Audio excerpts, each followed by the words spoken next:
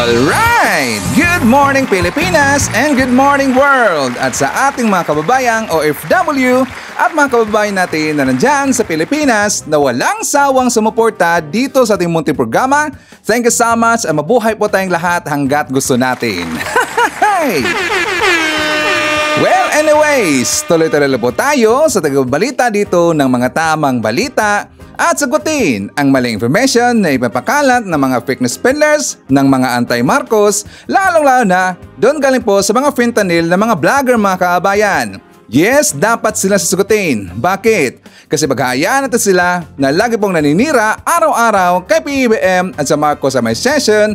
Sa katagalan mga kaabayan, ang kanilang mga paninira ay maging totoo yan sa mata ng ibang tao. So dapat silang sasagutin kasi ang bagong Pilipinas, bawal po ang mga sinungaling. At syempre, kasama niyo pa rin si Sir Ivan, ang pinakabulol na vlogger sa balat ng YouTube, nagbibigay sa inyo ng mga totoo at mga preskong balita na kinukuha natin sa tagapitbahay na social media.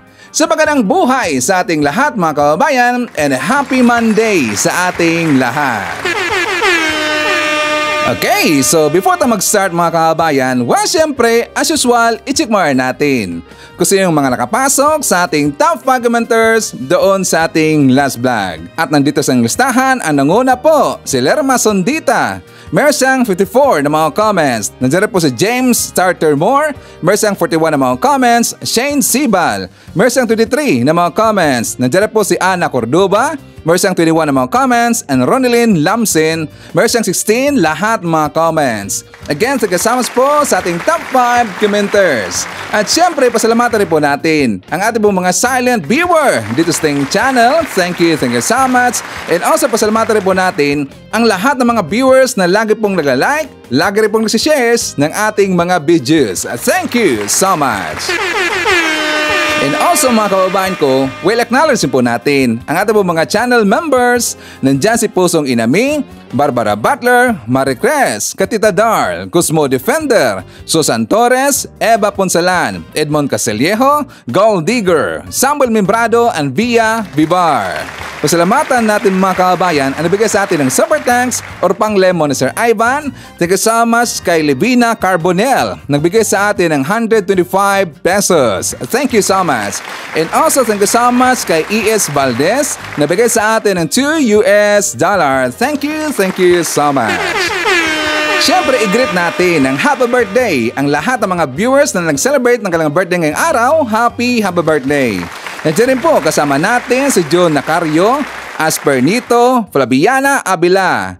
Nandiyan po si Right Sensign, Emmy Mapalad, Lynn Gonzalez, Robel Ferrer Official, Shanae, Emelita Williams, Erwin Sinorin, Nonoy Floren Hills, Antonio Payos. Nandiyan rin po si Severino Calob, Bella Chu, Gloria Marquez, MCS, and hi to Evangeline Rirolier. Okay, so kumusta ang lahat mga kababayan? How are you today? Well, of course, I'm hoping po na sana magandang ating gising ngayong umaga at meron ng very energetic po na aura katulad po kay Sir Ivan. Siyempre, sa ating kababayan po na kagigising pa lang at wala pang energy. Doon rin po sa ating kababayan po na kumain na kasi nga lunchtime na po mga kababayan. Don't worry, painitin ko po kaagad ang inyong mga umaga kasi marami po mga baon po na mga pasabog si Sir Ivan. Marami itong mga baon po ng mga balita at siyempre huwag natin kakalimutan. I-debunk natin ang mga fake news na mga ipinapakalat ng kabilang kampo, ginawang mga katartaduhan at lalo-lalo na kukurtin natin sila araw-araw mga kababayan kasi sila po ay salot ng lipunan. Hey! Good morning Pilipinas! Okay, so today is August 5, 2024 at araw po ng Monday mga kababayan. So since it's Monday, it's very busy day. Busy po ang kanya-kanya mga pamilya kasi nga mag-prepare po sa kanilang trabaho. Ang iba rin po nag-prepare sa kanilang mga anak kasi nga eskwela po mga kababayan. Kung ibang tao ay very busy, tayo po mga pro-admin na mga vlogger ay very busy at saka Marcos supporter very busy. Pati po yung mga DDS, busy sila sa paninira mga kababayan. Very busy talaga. Di ba kahapon na pag-usapan nun natin, meron silang ipinakita po yung in-interview po ni Hitad doon sa kanyang YouTube account na kung saan ito pong si Makati Binag mga kababayan na ginawa nilang star witness daw. bago lang star witness. Nagreklamo. Ito po mga DDS, bakit? Kasi sabi nila, bakit daw isinailalim sa matinding scrutiny yung kredibilidad po ng tao na yun mga kabayan. Yun si Makati Binag. Bakit daw gin-criticize siya?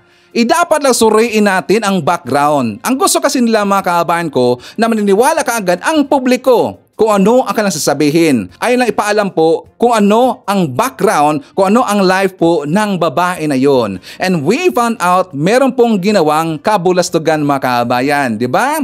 Talagang very questionable talaga ang kanyang kredibilidad. Questionably talaga. Alam ho natin yan. So, meron pong information.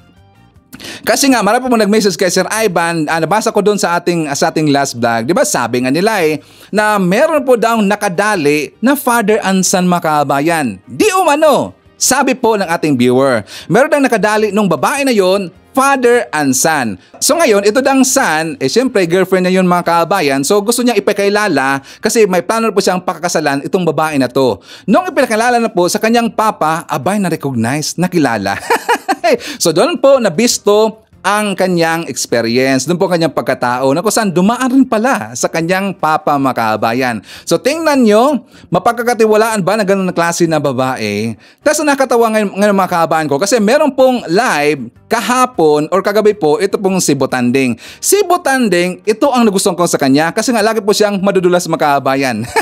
Nadulas po si Botanding, marami mga informations doon na kung saan pwede nating ibaliktad sa kanya mga kabayan. And also, tinawagan rin po daw siya ni Digong mga kabayan. Si Digong very updated. Kaya lang ito pong si Botanding, sabi niya na best friend daw ni PBM itong si Floyd Rendo mga kabayan. Best friend ba? Di ba pinikita natin kahapon yung picture na kung saan mismo nagsabi po yung balita na kung saan close ally po ni Digong ito pong si Floyd Rendo mga kabayan. At meron po tayong picture, ito pong si Digong at saka itong si Makati Binag mga kabayan nagkasama pala or baka before po nagpa-interview itong si Binag kasi yun po ito po ang iniisip ngayon ng taong bayan, ang tsuri natin, itong opinion kasi nga 'di ba nag-viral po ng picture na yan, kasama pala ni Digong itong si Binag mga kabayan. So malamang sa malamang na before po lumabas sa madla or before po lumabas or nagpa-interview kay Hitad, ito pong si Binag mga kabayan, malamang kinausap to. Malamang sa malamang kinausap to ni Digong. Baka merong agreement mga kabayan. Baka merong ano bang tawag ito? Gentleman's agreement or baka ladies agreement? Alam niyo po si Mang Kanor, alam mo natin galawan na yan, yung si Mang Kanor na si Diggs. Kinausap malamang ni Digong itong si Binag. So mamaya pag-usapan natin yan. But before that, wala akong kunting favor. Sana po i-subscribe po natin ang ating pong second channel, ating pong backup channel mga kabayan. Yes, meron po. 'Di ba? Ito po yung name before ang name niyan is Bagong Henerasyon TV. So, gin-change ko mga kabayan kasi nga marami pong nagsasabi sa ating sabi po ng ating mga viewers nung hinanap daw nila, marami daw kapariha ang name ng ating second channel, yung Bagong Henerasyon TV. So, meron na pong nagsuggest ating pong viewer, sabi niya, Sir Ivan, bakit hindi mo lang gawin na ako si Sir Ivan daw?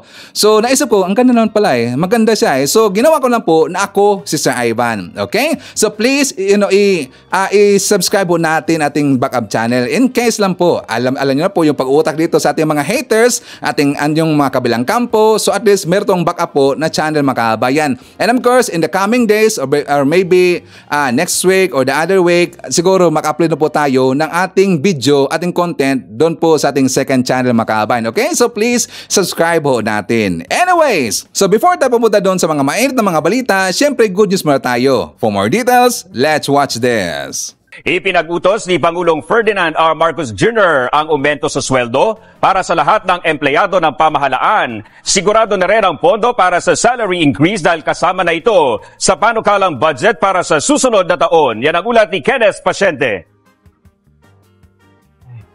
Sa harap ng mga hamong pang-ekonomiya, batid ng pamahalaan ang pangangailangan ng publiko, partikular na ang mga kawani ng gobyerno. Kaya naman inilabas na ng palasyo ang Executive Order No. 64 na nag-uutos na maipatupad ang salary increase sa mga government employee.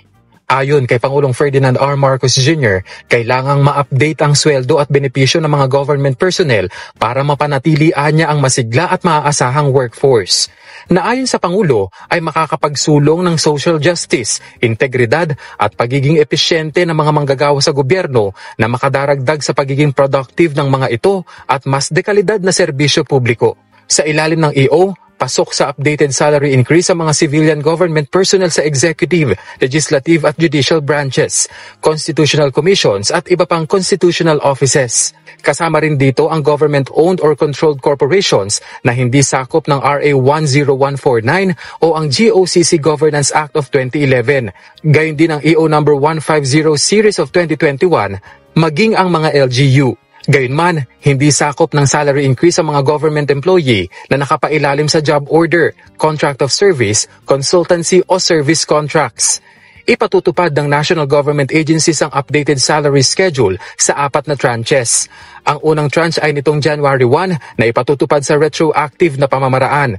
Ipatutupad ang second tranche sa Enero ng susunod na taon. January 1, 2026 ang pangatlo, habang sa Enero ng 2027 naman ang pang-apat. Bukod pa sa salary adjustment, makatatanggap din ang mga kwalipikadong government employee ng medical allowance na 7,000 pesos kada taon bilang subsidy sa kanilang pagkuha ng HMO-type benefits. Matatanda ang sinabi ng DBM na 70 billion pesos ang inilaang pondo para sa salary adjustment ng state workers para sa susunod na taon. Kasunod yan ang naging pangako ng Pangulo sa kanyang ikatlong State of the Nation address na pagtaas ng sahod ng mga kawani ng gobyerno. Samantala, abot-abot ang pasasalamat ng mga kababayan natin sa Eastern Visayas nang makatanggap ng tulong mula sa pamahalaan sa pamamagitan ng Bagong Pilipinas Serbisyo Fair. Yan ang ulat ni Bella Lesboras. Lubos ang pasalamat ng habal-habal rider na si Luis sa pagdadala ng gobyerno ng Bagong Pilipinas Serbisyo Fair sa Eastern Visayas. Anumang ayuda, malaking tulong daw kasi sa kanilang pamilya, kaya't susulitin niya ang pagkakataong ito. Bibili po namin ng bigas, mga pagkain, para makatulong sa pang-araw-araw na pagkain namin. Salamat po, Pangulong Bongbong Marcos. Maraming salamat po sa tulong na binigay mo sa amin. Ang mag-inang Annalyn, masaya rin na may ganitong programa ang pamahalaan. All-in-one na kasi rito ang mga kailangan nilang tulong. Paglalaanan po namin pagkain, paggastos sa mga anak namin nag-aaral, yung po pang-araw-araw. Pinangunahan ni House Speaker Martin Romualdez ang paglulunsad ng Mega Bagong Pilipinas Serbisyo Fair Eastern Visayas dito sa Tacloban City, Leyte kahapon. Kasama niya ang nasa 240 na kongresista at iba pang local at national government officials. Ito ang unang pagkakataon na region-wide ang caravan bilang bahagi ng unang anibersaryo ng BPSF ngayong Agosto. Ito mga kasama natin dito sa Kongreso, sila po kami po ang gumagawa ng legislasyon o budget. Yung nakarang Lunes, nakatanggap lang natin yung bagong Net Expenditure Program. Ito po yung nakarang budget ng ating mahal na Pangulo para sa taon 2025. Kaya po nandito kami. Gusto po rin nakita kung maganda po itong programa na to. At ano kaya? Maganda pa itong Serbisyo Fair? Gusto ba natin ituloy? Hanggang ngayong Sabado ang BPSF Caravan sa rehiyon, kaya't marami pa rin ang humahabol dito. Sa kabuuan, papalo sa 1.26 billion pesos na halaga ng tulong at programa ang naihandog sa 2-day caravan para sa nasa 253,000 na benepisyaryo. Bukod sa BPSF, inilunsad din sa Eastern Visayas ang Startup Incentive Business Opportunity and Livelihood o CBOL program, Cash Assistance and Rice Distribution o CARD program, at Integrated Scholarship and Incentives for the Youth o ESIP program. Unprecedented, napakasaya ang mga beneficiaries at napakasaya din ang mga congressors, mga governors at mayors. Kaya itong mga programa ng Bagong Pilipinas Serbisyo Fair, itong ESIP, itong CARD, itong CBOL, ay talagang na-resonate talaga. Ito talagang gusto ng mga kaumbayan. Okay, so palapakan naman natin ating gobyerno mga kabayan, ang Marcos administration. O di ba mga haters? Okay? Kasi nga ating mga haters mga kababayan, allergic kasi sila sa ganyan. Allergic sila kapag meron pong masaya na tao na tutulungan po ng ating gobyerno. Kapag meron pong programa ng ating gobyerno, mga projects ng ating gobyerno na kung saan ito po yung nagustuhan po ng ating mamayang Pilipino, ayaw na ayaw nila yan. Allergic sila dyan mga kababayan. Kasi ang gusto nila, maraming magalit po sa ating gobyerno. Gusto nila, magalit po kay Romualdez, magalit po kay PBBM, magalit po kay Felisa mga kababayan. Kasi yan po ang gusto nila at yan po ang goal nila na tatanggalin po sa pesto si PBBM. Diba?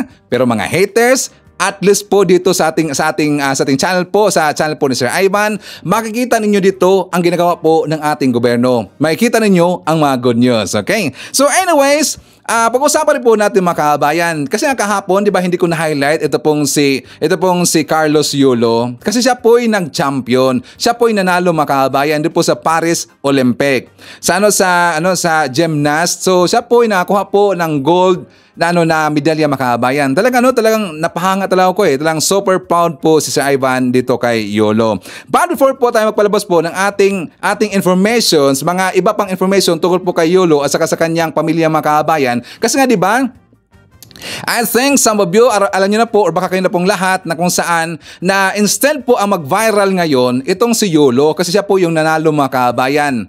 Ito po, ang nanay po niya, ang nag-viral ngayon. As in, viral po sa Twitter, nag-viral po doon sa Facebook. Popular now ang nakalagay po sa Facebook at saka sa Twitter mga kababayan. At bakit? Pag-usapan natin yan mamaya. But before that, ipakita ko muna sa inyo yung balita na kung saan si PBBM at saka si Felisa bumati po kay Yulo mga kababayan. For more details, let's watch this. Buhos ang pagbati kay Carlos Yulo matapos masungkit ang gintong medalya sa Men's Artistic Gymnastics Floor Exercise Finals sa 2024 Paris Olympics.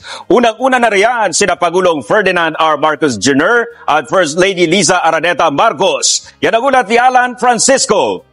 Nasaksihan natin ang kasaysayan matapos masungkit ni Carlos Yulo ang kauna-unahang gintong medalya para sa Artistic Gymnastics ng Paris 2024 Olympics. Ito ang mensahe ni Pangulong Ferdinand R. Marcos Jr. kasabay ng kanyang pagbati kay Yulo. Sa kanyang social media post, sinabi ni President Marcos na kumpiyansa siyang hindi ito ang huli. Dagdag ni Pangulong Marcos, ang buong bansa kay sama-samang ipinagmamalaki ang tagumpay ng ating kababayan. Pagbati rin ang isinalubong ni First Lady Liza Marcos kay Carlos Yulo. Sa kanyang post, masaya ang unang ginang sa karangalang dinala ni Yulo sa bansa. Goosebumps din aniya ang kanyang naramdaman ng patugtugin ang lupang hinirang sa arena nang tumanggap ng gintong medalya ang ating kababayan. "We are so proud of you," ang naging last statement sa greetings ng unang ginang. Nagpasalamat naman si House Speaker Martin Romualdez kay Kaloy sa panibagong karangalang ibinigay niya sa bansa at sa lahat ng Pilipino sa buong mundo. Tinawag din ni Speaker si Yulo bilang unang Olympics Gymnastics gold medalist. Si Chairman of the House Committee on Appropriations, Representative Saldico, sinabi na ang dedikasyon at pag-isikap ni Carlos ay nagbigay ng pride o karangalan sa Pilipinas. Napatunayan aniya ng ating pambato na kayang makipagsabayan ng mga Pilipino sa buong mundo. Si Senadora Amy Marcos, hinikayat ang mga Pinoy na sabay-sabay na batiin si Carlos Yulo para sa kanyang tagumpay. Si Senador Bong Revilla, binigyang diin na ipinagmamalaki si Yulo ng sambayanang Pilipino. "Mabuhay ka, Carlos Yulo," ang naging short and sweet message naman ni Senador Robin Padilla. Halong saya at iyak naman ang naramdaman ni Senador Joel Villanueva sa pagkapanalo ng ating kampyon. Mensahe rin ng pasalamat ang ipinahayag ni Senador J.V. Ercito, Senador Mig Subiri, Senadora Nancy Binay, Senador Francis Tolentino at iba pa. Higit sa mga opisyal ng gobyerno, ang mensahe ng pagbati, pasalamat at pagsaludo ng mga Pilipino sa natatanging tagumpay ng ating kababayang si Carlos Yulo. Okay, so palapakan rin po natin si Carlos Yulo mga kababayan. Okay, so kay Yulo, congratulations and we are very proud of you. Ngayon, ibalik ko lang po ang sinabi. Sabi ko na instead po ang mag-viral, ito pong si Yolo mga kababayan, ang kanyang nanay nag-viral ngayon. Anong nangyari sa Ivan? Kasi nga, ang kanyang nanay binash po. As in, marami po nagbasa kanya mga kababayan. Kasi napakalaman ho natin, meron palang conflict si Yolo at saka ang kanyang nanay, kanyang pamilya mga kababayan. But kung nakita ko kanina sa balita, okay naman pala ang kanyang papa at saka si Yolo. So, binati pa nga ng kanyang papa itong si Yolo. Pati rin po ang kanyang mga kapatid mga kababayan. Pero ang kanyang nanay, wala po. Mas sinuportaan pa nga ng kanyang nanay yung Japan mga kababayan. Tingnan nyo yan. Kasi nga, instead po na tayong mga Pilipino, nakakuha po ng ginto po si Yolo mga kababayan, na dapat po tayo ay proud. Pero ang hindi po proud dito, ang kanyang nanay. Meron kasing issue. Ayon po sa aking nakita, mga informations po na ang nagugat pala ito kasi nga ito ang kanyang nanay mga kababayan ko dahil kasi sa pera. Ang pera po ni Yolo ginamit, kinuha, hindi po ipinaalam kay Yolo mga kababayan. So ang sabi daw niya, according po sa kanya, na ginamit daw niya para daw nagpatay po ng bahay itong kanyang nanay. Para daw yun kay Yolo mga kababayan. Pero si Yolo hindi niya alam. Kasi ang point doon, bakit hindi niya po sinabihan itong si Yolo? Bakit biglang pong kinuha, napatay po ng bahay na hindi niyo po alam po ni Yolo? At hindi po nagustuhan ni Yolo daw, di umano, yung bahay mga kababayan. Hindi natin alam kung bakit kasi hindi natin nakita po yung bahay. Para ayun po ang sa istorya. Ngayon, nakita kasi ako na-interview po nito ni Angelica. Si Angelica po ang kanyang nanay mga kababayan. Kung saan nakita ko, parang siguro may problema dito The way siya magsalita mga kababayan, parang may pagka-toxic, parang feeling napaka-entitled. Pero sa akin lang and according po doon sa mga nag-comment, hindi po nagustuhan ng madla ng mga netizens the way po magsalita itong kanyang nanay. And aside from that, mahilig naman kasi mag-post po itong kanyang nanay. Yung mga konting issue lang po sa kanyang pamilya, konting issues lang, post agad sa Facebook. At saka kung napapasin natin po, ayon po sa informations na mahilig daw mag-taunting itong kanyang nanay. So makita natin na meron talagang attitude po ang kanyang nanay na hindi po maganda mga kababayan. Ngayon, sabi niya, nag-ugat daw ito, sabi po ng kanyang nanay, kasi pakita ko sa inyo po ang kanyang interview mga kababayan. Sabi niya, nag-ugat daw ito dahil daw sa girlfriend ni Yolo. Pero sa bandang dulo mga kababayan, inamin niya na meron siyang kinuha daw na pera, portion lang po sa pera ni Yolo na kung saan hindi daw yun makaano sa kanyang savings, konti lang daw yun, meron siyang ipinatay daw na bahay. So dito, napag-alaman natin, totoo talaga yung kumalat po na information na ang naugat tong issue na to tungkol po sa pera. At para po maintindihan natin, let's watch this. Anak ni Kaloy. Sa anak nyo, na si Kaloy. Ang naging mecha lang naman talaga, ever since is yung babae talaga. Yung girlfriend. Kasi, yes, oo. Lalong lumaki, tapos na parang nagkaroon kasi ng training camp si Kaloy. Kasama ko yung asawa ko, naghatid kami sa Terminal 3. Ang sabi sa akin ni Rayland, yung coach niya, tita, alam mo na ba ang nangyari? Sabi ko, no idea at all. Kasi hindi naman kami nag-uusap ni Kaloy So wala kaming idea talaga kung ano yung nangyari. Na parang pagdating pala doon, ang sabi ni Coach Mone, dapat pagdating ni Eldro lang teammate niya, yung babae, wala doon sa apartment niya. Sa bahay na tinitirahan niya na binabayaran ng JOC na nire-reimburse ng PSC every end of the year. So dapat bahay lang siya ng mga atleta, parang dorm. So yung mga outsiders, dapat wala doon. Especially yung walang kinalaman sa training. Oo, tinanggap niya, pinakita ni Kaloy, tinanggap niya. Nandun yung mga maleta ng dalawang bata. Pero sa tingin mo, yung anak ko is 15 years old. Sa tingin nyo ba, patutulugin ko yung anak ko, isa lang siya, para lang siyang studio time. Oo, so maliit lang siya, mas maliit na nga siya. So patutulugin ko yung anak ko, menor de edad, kasama siya at yung babae. Diba? Pangalawa, si Miguel, hindi rin papayagan ng parent niya. Na sinabi sa akin na, Angelica, mag-meeting tayo, hindi ko papayagan si Miguel na matulog din doon. Siyempre, mahirap, puro lalaki diba? Na anything na mapatingin or something, actually, yun din yung sabi ni Coach Mone, no? Baka mapatingin si Miguel sa puwet na dahil nakakalat, maging masama yung bata. Diba? Yung ano yun yung ano doon. Isa pa kasi, alam ko, is Christian talaga sila, sila, yung papa ni Miguel. Kaya, hindi niya talaga i-allowed yung mga ganong. Pero dati ma'am, naging okay kayo ng girlfriend? Or una pa lang talaga? Una, parang medyo okay kasi nagtatawag-tawag naman sila rito ni So, hindi ko naman din masyadong pinapansin, no? Na parang okay lang, na parang then nung nagkita kami rito, tapos parang feeling ko, nilalayo niya sa amin si Kaloy na, oo, alam ko gusto niyang makasama si Kaloy. Gusto rin siyang makasama ni Kaloy. Pero syempre kasi, pamilya kami, kumbaga parang matagal din namin siyang hindi nakasama because of pandemic, di ba? Ilang yon. So syempre, kung siya, gusto rin siyang makasama ng girl, how much more kami na pamilya niya, na gusto rin siyang makasama. Even yung mga kapatid niya, kasi talagang medyo nalulungkot lang, no? Kasi sobrang close silang magkakapatid. Pero after nung nangyari yung namin ni Kaloy, so parang even yung youngest ko, yung eldest ko, yung medyo si Eldro, medyo ganon-ganon lang yan eh. Hindi ganon kalalim, katulad ng sabi nga nung teacher ni Iza nung nagkausap sila sa palarong pambansa na sobrang malalim yung galit na nararamdaman ng youngest ko kay Kaloy. Ma'am, mensahe nyo na lang kay Kaloy, ma'am, ngayon. Kung mensahe, ano bang mensahe mabibigay ko sa kanya? Na parang kasi lahat naman sinabi ko na no?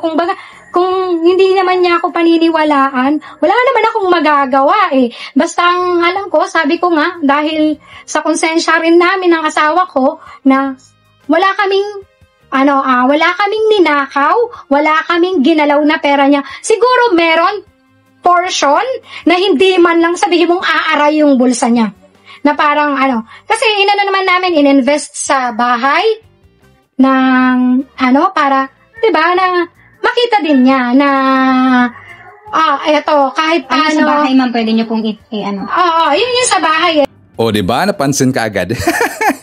Doon, no, di ba sabi niya, wala daw siyang pera, wala daw silang pera, ginalaw po doon sa pera ni Yolo. Pero meron daw portion, mga kabayan. So, the same pa rin po, meron siyang ginalaw po na pera, di ba? Paiba-iba talaga eh. So, yun po yung nakakaduda talaga. Kaya napansin ka po ng taong bayan. Pero dito, no, isa-tasal muna natin, kahit konting man lang, yung consideration, mapakita ka na parang i-cheer up mo si Yolo. Kasi nga, siyempre si Yolo, meron siyang competition po na na inatinan mga kabayan. So kahit good luck man lang, simpleng good luck, mga prayers, di ba? Dapat ganun. Kasi ikaw po ay nanay. Isa kang mama. Dapat kung meron kayong mga hindi po pagkakaintindihan, dapat usapan ninyo internal. Hindi po through social media, mga kabayan. Kasi ang problema kasi dito sa kanyang nanay, puro siya post. Kung pupuntahan niyo po ang kanyang Facebook, talagang punong-puno po ng mga post, mga kabayan. As in, puno po, mga issue issue po sa loob, sa kanyang pamilya, kay Yolo, or mga hindi na pagkaintindihan. Kaya nga siya binamas kaagad. Kasi ang gusto po naman netizens, huwag kang mag-post kaagad ng mga hindi maganda, yung nakasira po kay Yolo. Alam niyo po, mga kabayan, di ba sabi niya ang punot dulo daw tungkol sa babae? Hindi ko maniwala. Bakit? Alam mo natin yan. Diba, some point of our life, meron po itong issue po sa ating pamilya. Kasi nga, siyempre, kung meron tayong girlfriend po na hindi po nagustuhan po ng pamilya natin, meron ganun. Siyempre, ating pamilya, tinitingnan na po nila ang future natin, kung okay ba, kung siya yung makasama po. Pero hindi naman kasi, para sa akin, hindi po dapat ganun yung parents natin. Dapat, pakinggan rin po ang ating side. Para sa akin alam ko iba-iba po lahat ng mga tao. Pero doon po sa issue ng babae, kayang-kaya ho yan resolbahin internally. Walang problema, napakaliit lang po yan na issue, mga kabayan. Pero ang issue dito, ayon po sa kabila, pera talaga ang issue, mga kabayan. Nagdududa nga yung mga netizens, baka daw nilustay, mga kabayan, at hindi daw bahay. Kasi doon pa lang sa kanya interview, kasi recent yan doon pa lang sa kanya interview, sabi niya, wala daw siyang ginalaw na pera doon kay Yolo. Pero siguro, merong portion. Hindi na yun nakakabasag sa savings daw ni Yolo, mga kabayan. So, ibig sabihin, meron po talagang issue sa pera, okay? So, ang problema pa dito, mas gin-cheer upan niya Plus, mas pang gichirchipan na yung taga-Japan mga kababayan. Instead po ang kanya i-cheer, ang kanyang anak, di ba? Ang pangit talaga eh. So what do you think po mga kababayan ko? Please comment just baba kung ano po yung napansin po sa nanay ni Yolo. Okay? Ngayon, forward tayo. Pag-usapan na po natin itong si Butanding. Kasi si Butanding, according sa kanya, ito po yung tungkol po sa doon po sa interview po ni Hitad mga kababayan, yung pong si Makati Banig, si Binag, na kung saan ngayon po ay kanilang eyewitness.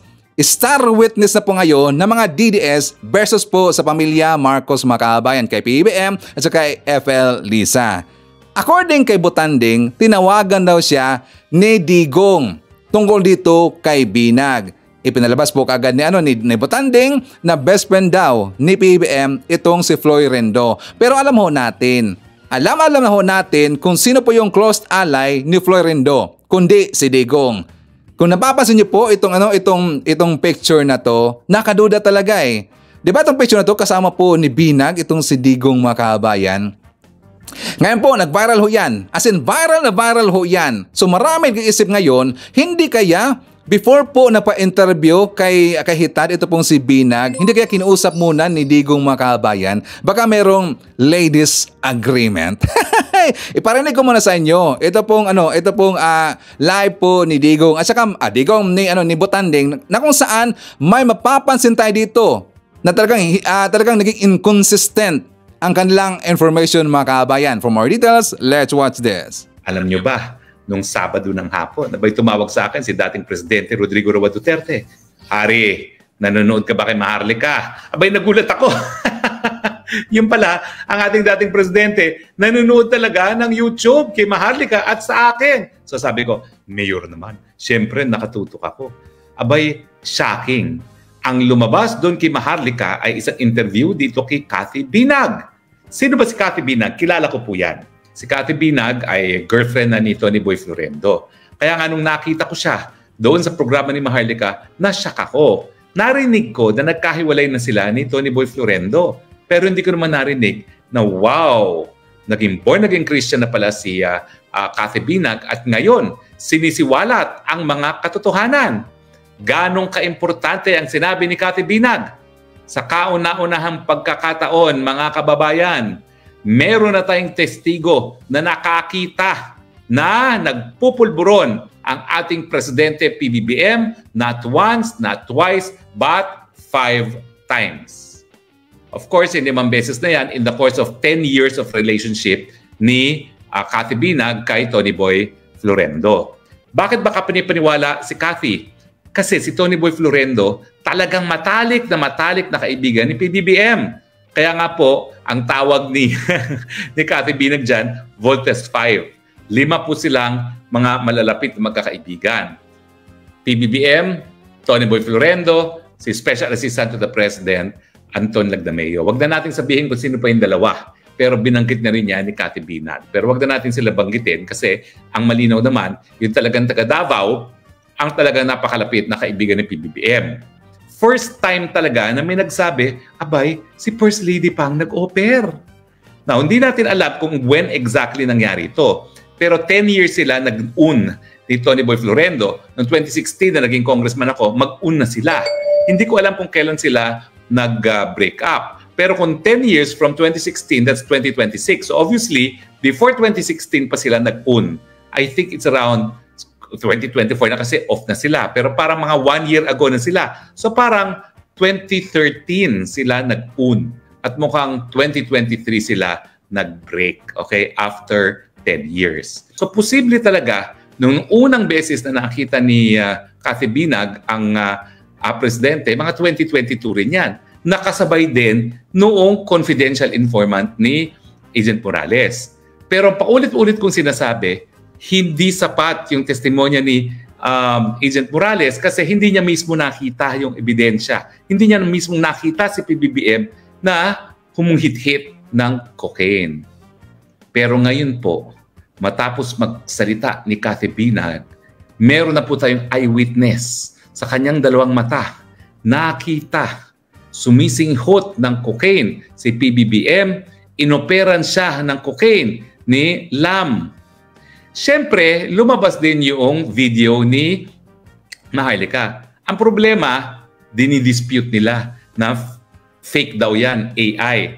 Ako naman po, naalala nyo sa New York, ginamitan ko ng computer app. Ang tawag ay Deepware. Linagay ko yung video, linagay ko doon sa computer app. Ang sabi, no deepfake detected. Pero ang alam ko po, si Maharlika talagang kumuha din ng expert para pag-aralan at malalaman natin kung ano talaga ang conclusion ng expert. Bagamat, ang NBI natin, ang DICT, tinatanggi na genuine or authentic daw yon. Abay, nang pinost niya yan, umabot po yan ng 15 million. 15 million na daw yung views, mga kabayan. No, wrong. Umabot na po ng 18 or 19 billion. Nakita ko doon sa account po ni Hitad, mga kabayan. Umabot na po ng 19 million. Sa 19 million po na views na yan, meron bang epekto? O epekto ba? Diba? Presidente pa rin po si PBBM hanggang ngayon. So, no effect. Marami na pong nakita. Siyempre, marami pong curious na mga kababayan natin. Gusto lang makita kung totoo ba yun o hindi. At saka, majority po sa kababayan natin po nakita po sa video na yon, nasasabi nila, piki po ang video na yon. Diba? Marami tang nagsabi niyan, included us. Included us, alam mo natin na piki na talaga yon. Piki ang video na yon. Doon po sa kanya sinabi po na Deepware, maniniwala sila sa Deepware na kung saan yung ipinakita nila na na positive daw na hindi daw yung AI yung video na yon sa ayon daw ng Deepware, pero ginamit po yan ng ating kababayan po na mga pro-admin ng mga vlogger. Nakita po yan on live na kung saan suspicious ang lumabas. Ang ibig sabihin, yun po ay piki or AI na video, mga kabayan, di ba? So hindi talaga mapagkakatiwalaan po yung Deepware kasi paiba-iba po yung resulta, mga kabayan. Patras tayo. Meron siyang nasabi doon. Sabi niya na 2013 daw nag-on itong si Florendo at itong si Binag, mga kabayan. Di ba sinabi niya? Sabi ko, number 1 pa nga 2013. Ano ang kanyang sinabi? Doon po kahitad. Sabi niya, nakita niya na around 2012. 2012. Nandun daw itong si Binag kasama yung, sabi niya, Voltes 5 daw dinala daw siya ni Florendo, na-meet niya itong si Lagdamio, na-meet niya yung isa, yung Zidasa, may nabanggit sila na Zubel, at saka si PBM, at saka si FL Lisa. 2012, ang sinabi po ni Binag. Dito kay Butanding, 2013 sila nag-on. Do you think kung hindi pa girlfriend ni Florendo itong si Binag, dadalhin kaya siya sa hideout nila, mga kabayan? Na Florendo, sabi nila na nakita daw sa isang lugar doon sa Davao na nasasabihin natin na yun po ay hideout. Do you think dadalhin po ni Florendo itong si Binag doon sa kanilang hideout, mga kabayan? Na hindi pa ho yan girlfriend. Diba? Magtitiwala ba sa Florendo? So malaking question mark. Diyan po nasira ang kanilang script. malaking question mark. Ito kasi yung mga taong na gumagawa lang po ng storya, mga kabayan, magiging inconsistent, pabalik-balik yung ang kanilang mga sinasabi kasi hindi naman totoo. Napaka-imposible talaga. 2013 nag-on si Binag. Si Binag at saka si Florendo. Hindi pa sila on 2012, dadalhin po ni Florendo itong si Binag, di ba? Malaking katarantaduhan talaga Tas offeran pa daw ni Felisa ng white substance yung si Binag, hindi niya kilala po ni Felisa. Doon po sila tumambling talaga. Malaking ike sa atin. Sa mga tao pong nakaintindi niyan, yung gumagamit po ng mga critical thinking, alam nila, nagsisinungaling po. Alam mo natin, nagsisinungaling po itong kanilang bagong star witness na si Binag. Question mark. Hanggang sinabi niya, di ba, sabi ko yung pangalawa, nabanggit niya na nakita doon ni Binag itong si PBM 2022. 2022, di ba? O hindi ka, siguro baka na baka na mali. Sana hindi na mali. Sana totoo po yung sinabi po ni Butanding. 2022 na sabi niya, di ba? Baka nakalimutan. So dito pala makita natin talagang talagang panic mode sila. Hindi na alam nila kung ang lang gagawin, kung paano nila patumbahin po yung isang mama na napakabait at talagang ginagawa ang lahat para po mapaganda yung ating buhay dyan sa Pilipinas. Walang ibang gustong gawin kundi mapaganda po ang ating ekonomiya dyan po sa Pilipinas. Pero pilit nilang sinisiraan, mga kabayan. Si PBM, napakabuting tao. Matalinong tao, mga kabayan. Pero inaapak-apakan lang. Diba? So dito pa sinabi po ni Butanding, nakakatawa. Sa pictures pa lang po, nakita natin si Digong at saka si Binag nagkasama. Kinontrata mga kabayan. Okay? So before tayo mag-jump po sa next topic, i-share natin nandyan po si Joseph Magalion. Hi to Daldet Pasamonte, Elsa Hoffman, nandiyan po si Alicia Leak, Tracy Kramer, Wing Salvatierra, Nonsky Pasamonte. Hi to Victor Robin, Maria Cristina Fernandez Manimbao. Hi to Apple Nash. Nandiyan po si Gerald Villanueva, Caroline Campos, Losbel Di Nakima. Nandiyan po si Othelio Liam Diesto, Rene Vicente, Nador Cadabos. Hi to Rosalinda Katubig, Rose B, and Sarah Brightman Vlog. Napansin ko lang, no, ang dami rin po mga bagong mga pangalan. Okay, so thank you nga pala sa mga nag-subscribe po sa ating YouTube channel and also sa ating pong backup na channel, yung ako si Sir Ivan Makabayan. Okay, so please don't forget i-subscribe ho natin. Paabutin natin po ng 1,000 Makabayan. Okay, so forward tayo. Nag-live po si Butanding. At the same time, nag-live rin po itong si Trixie Makabayan. The same na topic. Ito pa rin pong si Binag. Kasi nga, pinahype nila ngayon, ito pong si Binag mga kabayan, credible daw na tao. Credible daw ang mga informations po na hinawakan or hawak ngayon ng kalang star witness. Kaya lang, bumungad sa akin. Talagang nasira yung mukha po ni Trixie mga kabayan. Bakit Sir Ivan? Abay, kinuyog pala ng kanyang mga viewers. High blood na high blood. Na-high blood si Trixie Makabayan. Galit na galit talaga eh. Sabi, na-mention pa kanya doon na umuunti na daw ang kanyang mga views. Paunti na tayo dito. Tas ang ginagawa daw nila, hindi suportahan mo ito ang kanilang pinagsisigaw Makabayan. Yun nga bumungad ko sa akin eh. Sabi ko, high blood na to. Gutom na to eh. Nagpanik to. Baka mas magutom pa ito Makabayan. Napansin ko lang, no, umuunti-unti yung viewers po dito ni Trexie. Lumiliit talaga eh. Tapos pagalitan pa niya ang kanyang mga viewers dahil daw hindi daw sinuportahan ng kanilang mga panawagan makabayan. Bakit naman sila susuportahan? Alam naman po ng kanilang mga viewers at hindi po lahat ng mga viewers ni Trexie mga tangayan. Hindi po. Marunong yan mag-isip rin po. Ay siyempre ang iba na uto at kahit anong gawin po, kahit anong sasabihin po ni Digong, ni Trexie, yung mga DDS, maniniwala ka agad. Pero hindi po lahat makabayan. Marunong pong mag-balance. Katulad po sa ating mga haters dito, ating mga viewers po ng mga DBS, yung mga taong nandito sa ating channel, marunong po yan mag-balance. Alam nila, minsan may mali sila, mag-sorry naman sila kasi Ivan, ang iba naman, puro talaga bash. So ganun po yan, pag ganun po yung mga DDS. At least ganon sila makabayan. Hindi yung talagang napakarabid talaga, yung ang utang na sarado na talaga. Itong nakakatawa. Kasi while po nanood ko doon sa live po ni Trexie Makabayan, may nakita ako doon, pumasok pala sila sa change.org para po magkaroon dito ng petisyon Makabayan. Gumawa pala sila ng petisyon. Ipakita ko sa inyo. Mula silang petisyon eh. Ang kanang name po sa petisyon ay Ayoko sa Adiktador. So babasahin na po natin ng konti ang kanila pong detail sa kanilang petition Makabayan ko. Kasi sabi nila, President Bongbong Marcos Jr. at Felisa Aranita Marcos magpa-drug test na. Gusto mo lang magpa-drug test. So sabi ito, why this petition matters? Para sa buong sambayanan, kami ay nanawagan ng hair follicle drug test na bukas sa publiko mula sa independent at may mataas na reputasyon na private drug testing center dito sa Pilipinas na may kasamang foreign observers. Huwag mo kaming tawanan lamang. Hindi kami natutuwa. Delikado kung ang pinakamataas na posisyon sa gobyerno ay posibleng lulun pala sa pinagbabawal na gamot. Panahon na, sumagot kayo sa issue na to. Protect the people. Hindi lang protect the people, dapat protect the Duterte. Protect the DDS. Protect Kibuloy. Dapat ganon. Hindi yung people, generalize yun eh. Hindi lahat sumang-ayon sa inyo. Ang nakatawa, ang sumuporta doon sa kanilang petition Makabayan ko, hindi pa nga umabot ng 500, only 399. Diba sabi nyo na blockbuster kayo lagi? Sabi nyo marami daw mga DDS. Nasaan na mga supporter niyo? Mukha yatang umunti. Kumunti na ba kayo? Wala nang naniwala sa inyo. Dahil nga sa video na pulboronic. Doon sa pulboronic video daw ni PBM, sabi nila. So, nung nakita po yun, alam po nila na piki yun. So, nagsisingaling po itong mga DDS at maraming nagalit sa kanila mga kabayan. So, buti nga. Magunggong naman kasi. Pagawa-gawa pa ng change.org na petition, ano bang magagawa niyan? Kahit magiging 1 million pa yan, ang mga nag-sign up dyan sa inyong petition, ano bang magagawa niyan?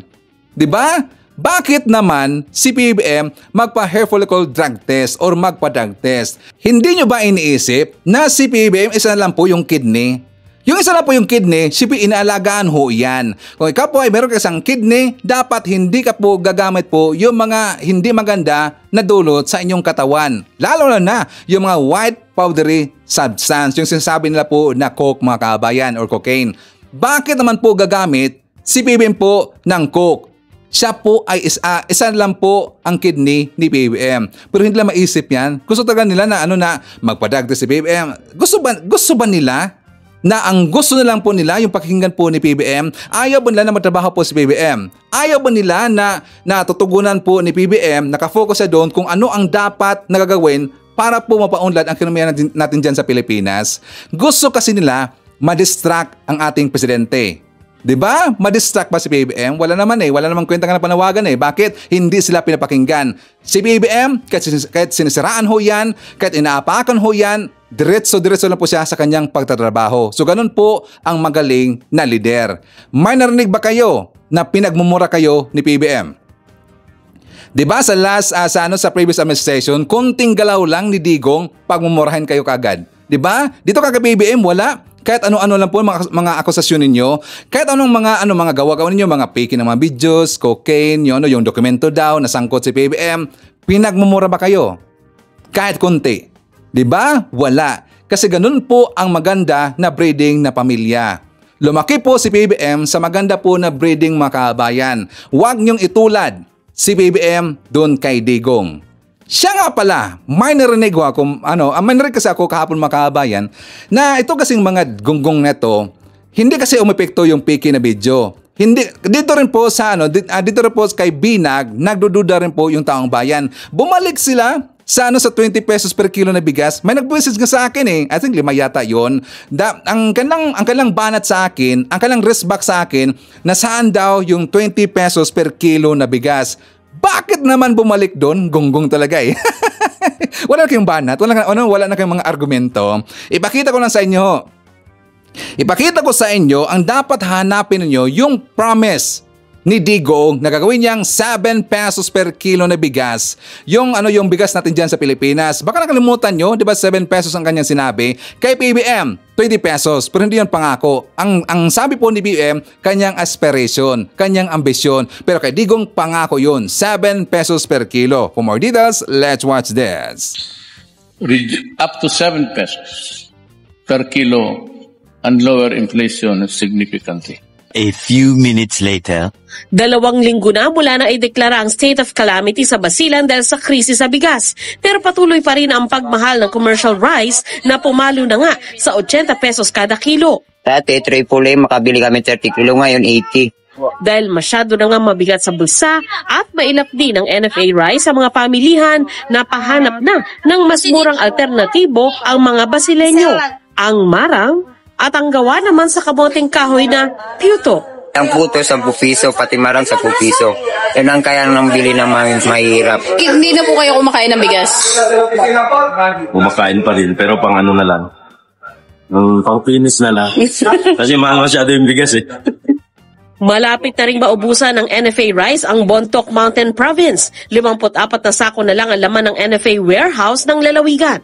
Ang capacity ng warehouse namin is about 12,000 bags. 12,000. Pero ang laman nito ngayon ay 64 bags. So, masyadong maluwag. Pwede kang basket.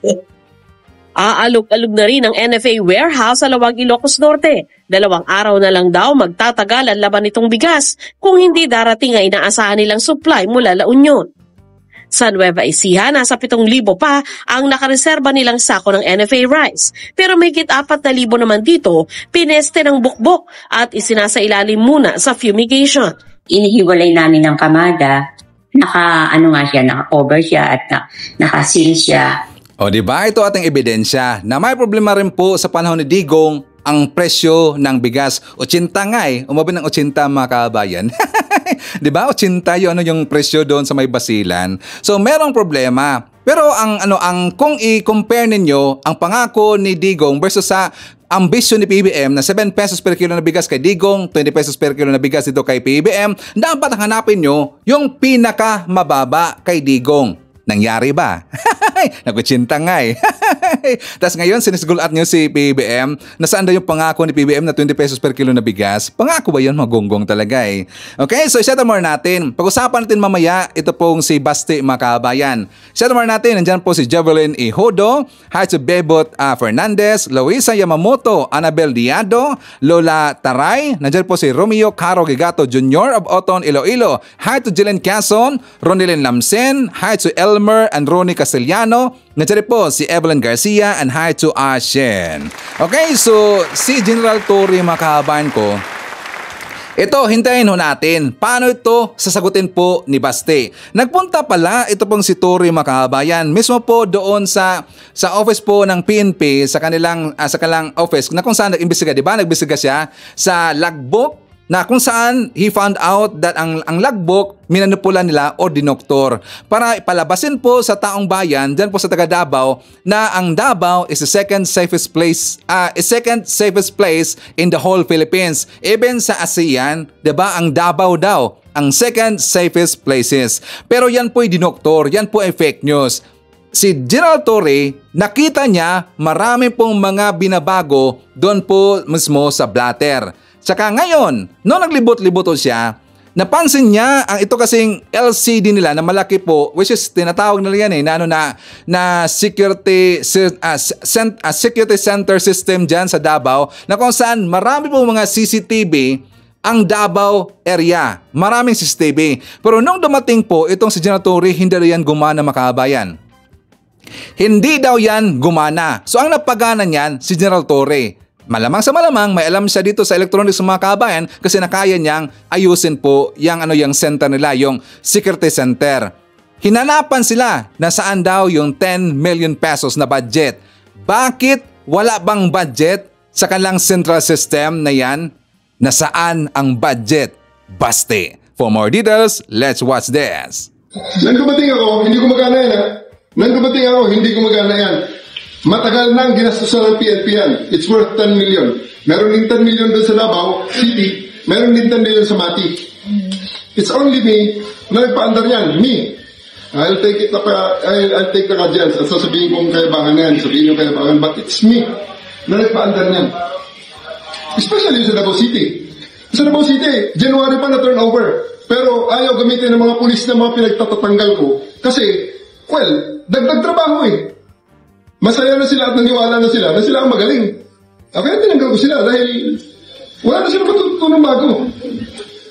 Di ba? Nagpa-meeting ako ng 5 o'clock in the morning.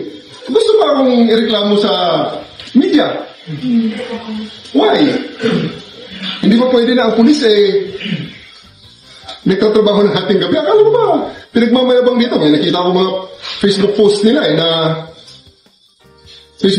na habang kayo ay tulog, kami ay gising. Bakit alas 5 lang, galit na kayo?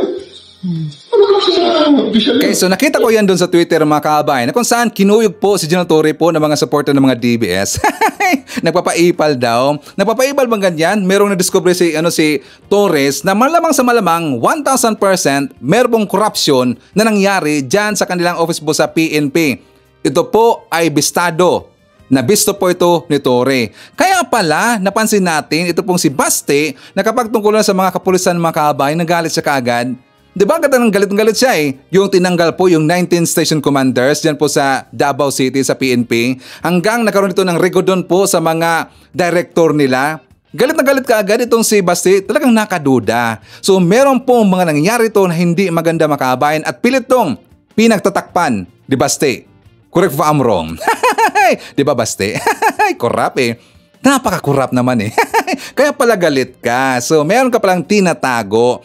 Dapat sagutin mo yan. Di ba? Every time po na meron pong madiscover ito si Torre, sumasagot ka agad. So ngayon, how about that? Nasaan ang 10 million pesos? Nasaan ang budget po? Diyan po sa Central Security Office niyo. Bakit nawala? Bakit hindi pinaayos? Nagasta ba? Nagtatanong lang po. Okay, so pag-usapan natin mga kabayan ko, ito po tungkol po sa mga DDS pa rin po at saka tungkol po kay Digong.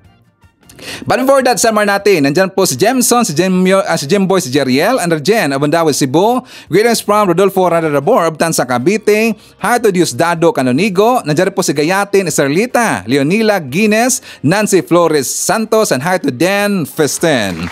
Ipakita ko sa inyo ang vlog po ni Mike Abby. For more details, let's watch this.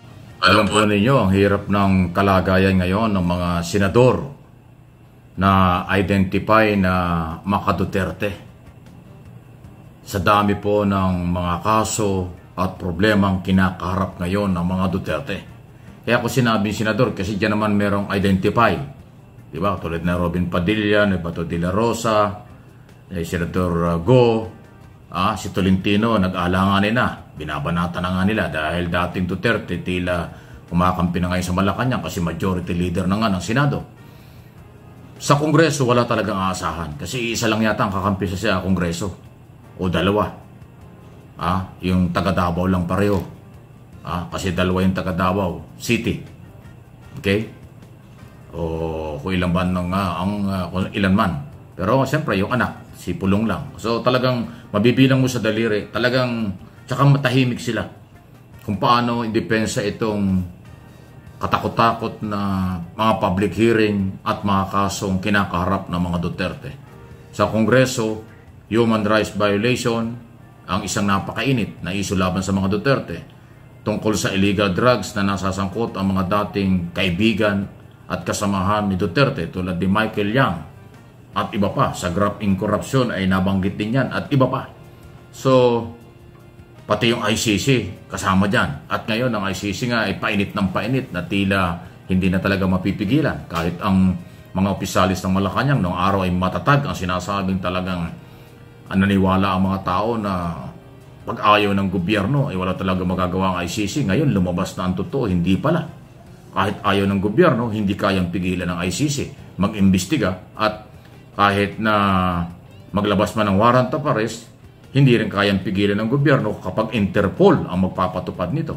Kaya ng tanong, wala talagang naguguluhan talaga at hindi alam ng mga senador na identify na mga kaibigan, kapartido ng mga Duterte. Kasi una-una, si Senador Bato, isa sa mga pwedeng imbestigahan at maaresto ng Interpol kapag gumalaw na talaga ang ICC. Maliban dyan, yung mga kasong kinakaharap, di ba si dating Pangulong Duterte kinasuhan ng plunder before Office of Department of Justice ni Trillanes. Tapos ng isang linggo, another case naman, yung kay Pulong Duterte, kay Attorney Carpio, asawa ni Vice President Estrada, Vice President Sara Duterte, tungkol naman sa di umano'y smuggling at kung ano pang mga illegal ng nakaraang gobyerno. So patong-patong na. Kaya hindi mo rin masisi kung bakit yung mga senador na dati napakaiingay tulad ni Robin Padilla sa katatanggol sa mga Duterte, ngayon natahimik din siya. Hindi rin niya malaman kung paano niya. Siyempre may kaso sa international, may kaso rito. At patong-patong, paano yan? Ang masakit dito nababawasan pa sila, palit ng palit. Although siya na ngayon yung presidente ng partidong PDP. Na dating kailan lang sila nagpalit ng dating Secretary si Cuse, di ba? Ang chairman dyan ay si former President Duterte. Pero yung mga ibang politiko dahil kakandidato por senador, naglaylo rin sila dahil gusto nila na huwag magalit ang tao. Dahil silang ay identify na sa mga Duterte, pagka sila lumantad pa ngayon sa panahon ito, baka makalimutan sila sa eleksyon. Ay malapit na eleksyon. Sa Mayo, iilang buwan na lang ng 2025. Kaya talagang hirap sila. Hindi naman pwedeng asahan itong mga vlogger at tagapagtanggol nila dahil puro sabit din ang inabot. Di ba? Yung mga vlogger at tagapagtanggol nila, puro kaso rin inabot ngayon, puro libel. Si Harry Roque, na abogado na, vlogger pa, ayun, di ba, kinasuhan. Libel. Yung iba pang grupo dyan na ganun lang kung magtangkol sa mga Duterte, puro kaso rin inaabot. May kaso sa Bicol, may kaso rito. Puro libelo. Di ba? So, mahirapan talaga. Kung yung mismo kanilang tinutulungan, maraming kaso, yung tumutulong sa kanila, puro kaso na rin. Kasi nga, mga personal ang mga batikos, mga panlalait sa mga tao, ay talagang pwede kayong balikan. Parang gano'n ang dating. Okay? Ayan. So, lahat sila may kaso. Yung pinagtatanggol, at yung mga vlogger at abogado nagtatanggol, may mga kanya-karing kaso. Lalo na si Roque, sasabit talaga dito sa Pogo. Malinaw dun sa hearing. Kung nakalusot siya sa hearing sa Senado, sa Kongreso hindi. Umamin siya kaya na kanya talaga yung bahay. Kasi nga naglabasan yung dokumento at saka po yung, ito may bago pa pinapalabas niya pinaupahan daw niya yung kanyang bahay sa Baguio doon sa mga Chinese na may-ari ng Pogo. Ay lumalabas ngayon yung company. Ay mukhang may kilalaman din siya, hindi lang director. Ay naloko na talaga. Hindi siya nakapag-deny kasi yung Homeowner Association nagpalabas ng picture na talagang siya ang may-ari. Meron pang house blazing, siya rin ang nandun sa bahay. Pinapalabas niya, corporation ang may-ari ng bahay. Hindi naman pala. Kanya, inamin niya in public doon sa hearing sa Kongreso. Siya mismo ang may-ari ng bahay. Pinaupahan niya sa mga Chinese national na involved sa Pogo. Ba't mo pinaupahan? Illegal nga yung Pogo. So, may something talaga. Abogado na siya ng Pogo. Sa kanya pa nakatira at nahuli ng mga otoridad yung mga big-time Pogo operator sa kanyang bahay sa Baguio. So talagang wala na hong sabit-sabit na. Ano ka maniniwala pa dyan? Sa dami at ingay niya. Yan ang pinakamadaldal na aking observation, pinakamaingay, pinakamadaldal na vlogger ng mga Duterte. Pero yan naman, puro sablay pala. Dahil ngayon paano mo itatanggol yung iba? Yung sarili mo ipagtanggol mo ngayon, Roque, dahil kakasuhan ka. Sigurado yan. Sabi na ng Presidential Anti-Organized Crime Commission, dahil sa pag-amin mo sa iyong bahay, matibay na meron kang pananagutan dahil bakit yung illegal na Pogo operator ay nasa bahay mo. At inamin mo pa in public sa Kongreso na merong kontrata na nangupahan sa iyo.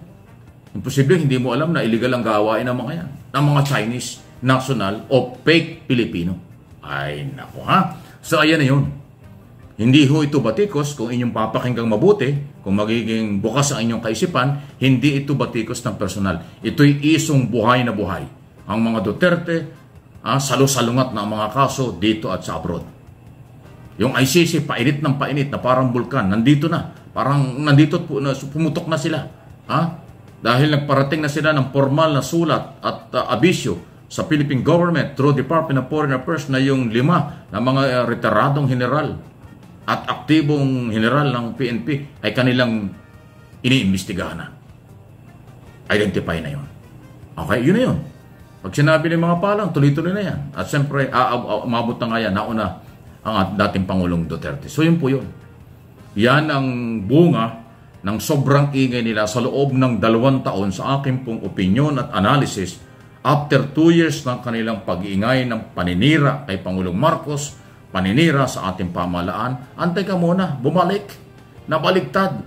Ang gobyerno, wala silang na-file na kaso, base sa kailang akusasyon at ebidensya umano, mukhang wala naman talaga ebidensya, wala silang naipakitang kaso laban sa gobyerno. Puro bintang lang, puro paninira lang. Ay ito ngayon, nagputukan na itong mga balita at mga kaso at ebidensyang ipinail sa Department of Justice, sa korte at kung ano-ano pa. Nako, yan ang sinasabi natin. Kaya tuloy, maaaring pag-isipan din ng mga ibang tao na kaya pala kayo nag-iingay, kayo pala ang maraming tinatago. Kaya pala kayo nag-iingay dahil gusto nyong pagtakpan yung mga illegal na ganyan. Kasi illegal ang Pogo. Illegal ang paglabag sa karapatang pantao. At kung ano-ano pa, ay naloko na. Ayan ang sinasabi natin. Kaya nga, nung umpisa dyan, nag-aaway-aaway yung mga vlogger kasi hirap na silang ipagtanggol. Tapos bandang huli, itong mga vlogger dito sa Manila, sa Pilipinas, kinasuhan na rin. Tapos yung vlogger na sa Amerika, patong-patong na rin ang kaso. Naku, lahat sila may kaso na. 2-5 na sa kanilang kaso. Dahil nga ho sa fake news at personal na pag-atake. Ingat kayo yan, delikado pagkahuyan ang inyong ginawa. At napatunayan na kasi yan na yung inyong problema ngayon. Okay, so yan pong ating mga nakalap na mga balita ngayong araw. Kung nakaabot ka po sa portion na to, sana nakapag-like na ho tayo. Libre po mag-share, libre din ang mag-subscribe. Again, maraming salamat sa mga viewers na hindi nag-skip ng ating mga commercials. Thank you so much. And before natin tatapusin ang ating programa ngayong araw, sana sabayan niyo si Sir Ivan para sa ating live messaging prayer. Panginoon, nagising kami ngayong araw at sinimulan ang isang bagong araw na may panalangin at pasasalamat. Ngayong araw, naway pangunahan, tulungan at pagpalain ng Diyos ang lahat ng tunay na nagmamahal sa Panginoon. Naway ibigay ng Diyos ang kanyang karunungan sa ating puso at isipan upang matuto tayong makilala kung ano ang mabuti at kung ano ang masama at kung ano ang nakalulugod sa Diyos at kung ano ang kasuklang-suklang sa Kanya, akayin mo kami na masundan ang daan ng Diyos, matakot sa Diyos at iwasan ang kasamaan at maging mga taong nagpapasaya sa Diyos. Idinadalangin ko ito sa pangalan ng ating Panginoong Jesucristo. Amen. So maraming salamat mga kababayan, and I hope to see you again on my next video.